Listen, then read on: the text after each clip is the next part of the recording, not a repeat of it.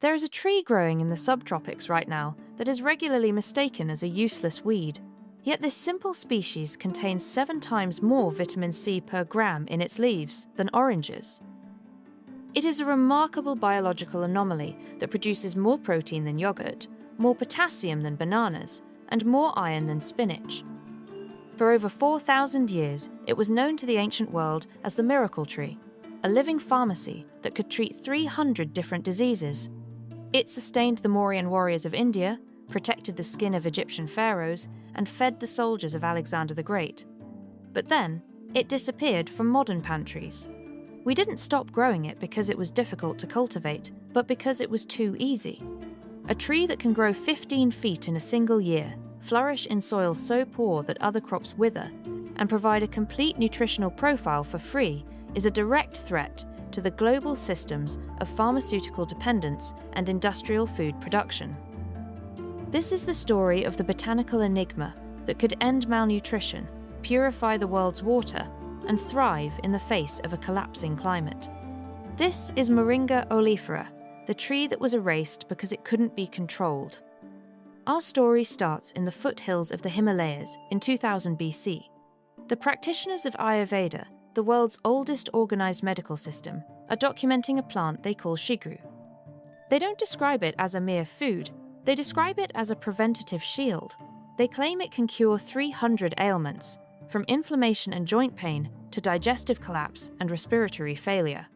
In the ancient Sanskrit texts, it is revered as a gift from the gods for a simple reason. Every single part of the tree, the leaves, pods, seeds, flowers, bark, and roots, is not just edible, but medicinal. When Alexander the Great pushed his armies into India, his historians noted the incredible stamina of the local warriors. They were eating the leaves of the shigru tree. These soldiers weren't just surviving, they were outperforming the Greek hoplites in the punishing heat. The Greeks brought the knowledge of the shigru tree back to the Mediterranean, but the Romans, always the pragmatists, realized that the oil pressed from the tree's seeds, now known as ben oil, never went rancid. It became the base for the world's most expensive perfumes. The Egyptians valued it so highly that they placed jars of the oil in their tombs to accompany them into the afterlife. They knew that in the harshest environments on Earth, this tree was the difference between life and death. But as the world moved toward industrialization, the miracle tree began to disappear from the Western consciousness. It was replaced by synthetic vitamins, imported oranges, and laboratory-derived supplements. We were taught that nutrition comes from a brightly coloured bottle or box, not from a primitive tree in the backyard. But in the late 1990s, a team from the Church World Service in Senegal decided to put the ancient legends to the ultimate test.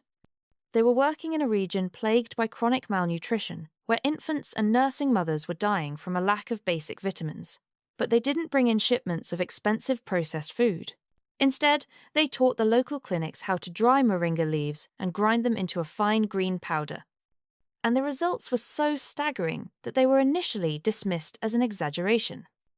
Within weeks, infants who had been failing to thrive began to gain weight, and pregnant women who were severely anemic saw their blood iron levels stabilize.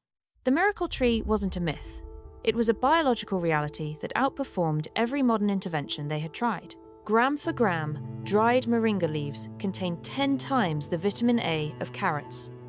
This is the vitamin responsible for vision and immune function, yet millions of children worldwide go blind every year from a deficiency that a single backyard tree could solve. It contains 17 times the calcium of milk, 15 times the potassium of bananas, and 25 times the iron levels of spinach. Yet perhaps the most shocking statistic is the protein. Plants are rarely complete proteins, meaning they lack one or more of the 9 essential amino acids the human body cannot produce on its own. But moringa is the exception. It contains all 9. Essentially, it's a meat that grows on a branch. In 2012, researchers began looking into why moringa grows so fast.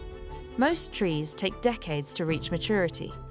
But a moringa seed can be planted in the spring, and by the autumn, it can be a 10-foot-tall tree. They discovered that moringa contains incredibly high concentrations of zeitin, a potent plant hormone. But zeytin does more than just make the tree grow. When humans consume it, it acts as a powerful antioxidant, protecting our cells from the oxidative stress that leads to aging and cancer. It is as if the tree is sharing its own regenerative speed with the people who eat it. But there is a second miracle hidden within this plant, and one that is even more dangerous to the status quo. The global water crisis is projected to be the defining conflict of the 21st century. Billions of dollars are spent on chemical flocculants and expensive filtration systems to make water drinkable, but the moringa tree has been purifying water for thousands of years for free. In the Sudan, women have long used a traditional method to clean the turbid water of the Nile. They take the mature seeds of the moringa tree, crush them into a powder, and stir them into the muddy water. Scientists at the University of Uppsala in Sweden decided to map this process at a molecular level, and what they found was a biological impossibility. The seeds contain a specific protein called the Moringa oleifera cationic protein. This protein carries a powerful positive charge. Bacteria, silt, and clay particles in water almost always carry a negative charge. When the seed powder is added to contaminated water, it acts like a molecular magnet. The positively charged proteins bind to the negatively charged bacteria and toxins, clumping them together into heavy clusters that sink to the bottom. In a single hour, a handful of crushed seeds can eliminate 99% of the bacteria in a drum of water. But this isn't just filtering water. It is a sophisticated biochemical process that kills E. coli and other pathogens without a single drop of chlorine or a penny spent on infrastructure. The billion-dollar water treatment industry relies on aluminum sulfate, a chemical linked to neurological disorders, to achieve what a moringa seed does naturally. If every village in the semi-arid world planted 10 moringa trees, the water crisis would likely change overnight. So, why isn't moringa in every grocery store? Why isn't it the primary crop of the agricultural revolution? The answer to this question lies in the nature of the plant itself. You cannot patent a tree that has been growing wild for millennia. You cannot control a food source that can be grown from a pole cutting. You literally cut a branch off an existing tree, stick it in the dirt, and it grows into a new tree. There is no intellectual property in a moringa leaf. But there's also a logistical problem. Moringa is highly perishable in its fresh state. Within 24 hours of harvest, the leaves begin to lose their potency. To ship them across the world to Western supermarkets requires a massive cold chain infrastructure that negates the free nature of the plant. The industry prefers crops like wheat, corn, and soy, crops that can be stored in giant silos for years, traded on the commodities market, and processed into shelf-stable, nutrient-void flours. But moringa refuses to be a commodity. It demands to be local. It demands to be fresh. It is a plant designed for the community, not the corporation. Because of this, the modern horticultural complex has labelled it a minor crop. Agricultural extension officers in the West rarely mention it. Instead, they focus on crops that require heavy irrigation, synthetic fertilizers, and proprietary pesticides. Moringa, however, is a survivalist by design. It thrives in semi-arid regions where rainfall is scarce. Its root system is a giant tuberous taproot that stores water like a subterranean tank. It can survive in soil so depleted that nothing else will take root. In fact, moringa actually improves the soil it grows in, pulling minerals up from the deep earth and depositing them on the surface through its fallen leaves. While industrial farming depletes the soil until it is exhausted, the moringa tree replenishes the soil. In the face of climate change, this makes moringa the ultimate insurance policy.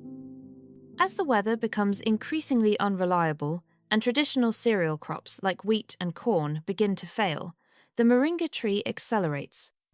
It is a C4 adjacent plant, meaning it is highly efficient at turning sunlight and CO2 into biomass, even under heat stress.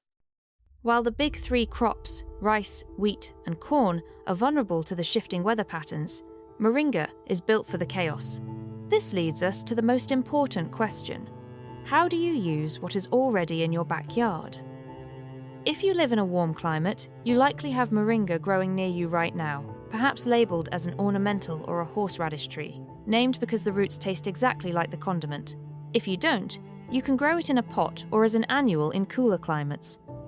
Identify it by its unique tripinnate leaves, small, oval, bright green leaflets that look like delicate lace. The flowers are creamy white and smell like honey. The seed pods, often called drumsticks, can grow up to a foot long and look like ribbed green beans. The leaves are the powerhouse of the plant. You can eat them raw in salads, but they have a peppery bite, similar to arugula. The most effective way to preserve their immense vitamin C content is to dry them in the shade. Never dry moringa in direct sunlight. The UV rays will destroy the vitamins. Once they are potato chip crisp, grind them into a powder. 2 tablespoons of this powder provide nearly all the daily nutritional requirements for an adult. Add it to soups, smoothies, or bread dough. The young green pods should be harvested when they are tender. In India, they are simmered in curries until the inside becomes like marrow, sweet, nutritious, and incredibly dense. The seeds inside the mature pods can be pressed for oil or eaten like peas, providing a concentrated dose of vitamin E. Even the roots can be used, though with caution. They contain an alkaloid called spirochine, which is a potent anti-inflammatory, but in high doses, it can be toxic. The ancients used the root bark for localized pain, but for the modern health seeker, the leaves and seeds are where the miracle resides. The lost wonder of moringa is a reminder that the solution to our most pressing problems, hunger, thirst, and disease, was never meant to be expensive. We have been conditioned to believe that advanced solutions must come from a lab and that anything that grows for free must be primitive. The herbicide industry wants you to see wild growth as a weed problem. The pharmaceutical industry wants you to see nutrition as a dosage problem. The agricultural industry wants you to see food as a distribution problem. Moringa proves that all 3 are wrong. It is a plant that provides its own defense, its own medicine, and its own distribution by being unkillable and everywhere. It is the bridge between the ancient wisdom of Ayurveda and the future of climate-resilient survival. It is the tree that fed empires and saved villages when the ships stopped coming. The miracle tree is not a myth. It is a biological reality that is currently being suppressed by the sheer fact of its abundance. You cannot sell abundance. You can only sell scarcity. And as long as you believe that nutrition is scarce, you will be a customer. The moment you realize that the most nutrient-dense plant on Earth is a simple tree that can grow in your driveway, you stop being a customer of the large pharmaceutical corporations. Learn to recognize moringa. If you have the climate, plant a seed. If you don't, find a source for the pure, unadulterated leaf powder. Stop relying on synthetic vitamin C from a factory when you can get 7 times the amount from a leaf. Stop relying on chemical filters when a seed can pull the toxins from your water. The miracle tree has been waiting for 4,000 years for us to remember what we were taught to forget. It is not just a tree, it is a declaration of independence from a system that profits from your deficiency. It is the engine of life, growing in the heat, waiting for someone to reach out and take what nature has already provided. If this story grabs your interest, then please subscribe to Wildline and hit the bell. Every like and share helps preserve this wisdom and ensures that the seeds of the past become the harvest of our future.